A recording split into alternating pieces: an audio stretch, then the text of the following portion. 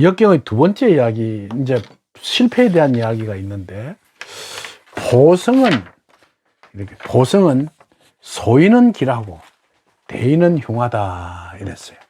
이 무슨 말인가요? 보성이라 하면 부모로부터 많은 재산을 이어받은 사람은 이 말이에요.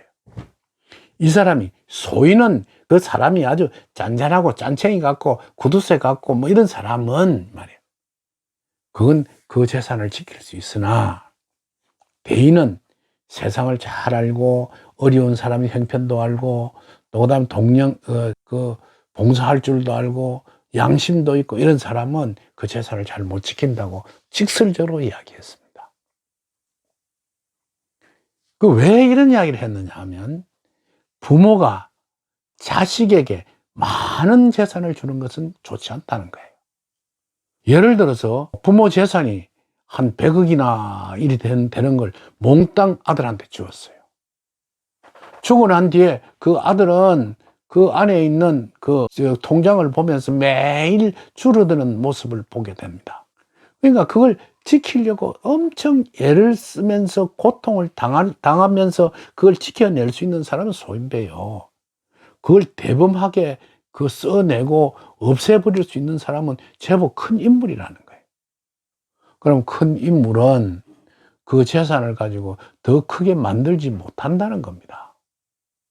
물론 이 뒷구절도 있습니다.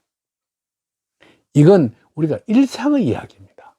그러니까 여러분들이 자식에게 재산을 줄 때 소왕대례라는 생각을 꼭 하셔야 됩니다. 좀 작게 주어서 지가 그걸 큰 것으로 만드는 그런 사람으로 만들어야지 대왕소래하면 안 된다. 큰 것을 주어가지고 뒤에 자꾸 쪼그라지는 인생을 살도록 해서는 안 된다는 거예요. 꼭 이 부모의 재산은 대인은 잘 못 다스린다는 이야기는, 왜냐하면 대인은 변화를 엄청 빨리 일으키게 되는 겁니다. 변화라는 것은 상당히 위험한 것이에요. 근데 변화하지 않으면 안 됩니다. 변화하지 않으면 인생을 살아가는 하나의 어떤 기점도 없고 그런 것이거든요. 제 주변에 있던 사람 중 하나는 홀어머니가 굉장히 열심히 벌어가지고 돈을 아주 많이 자식한테 넘겨주었어요. 그럼 뭘 해야 돈을 벌이느냐 하면, 어머니는 단대에 일어났죠. 무슨 페인트 장사를 해서 돈을 벌었습니다. 근데 그리고 난 후에 그 어머니가 재산을 물려주고 난 뒤에 어머니는 세상을 떠나버렸어. 그러니까 그런 그 사람이 돈을 운영하는 방법을 모르는 거예요. 돈에 대한 욕심만 가득히 차고 그 돈을 가지고 어떤 경영의 기법을 모르는 거예요. 왜냐하면 그 사람이 볼 때는 이 세상 사람들이 모두 다 사기꾼같이 보이는 거예요. 자기 돈만 꼴값먹을 줄 아는 사람으로 생각하니까 친구들을 만나고 이래도 어쨌든 돈 내는 데는 굳으센 짓을 해요. 그러면 세상사가 어떠냐면, 있는 사람이 잘 쓰지 않으면 굉장히 싫어합니다. 없는 게 퍽퍽 쓰는 것도 사람들이 보기 싫어해요.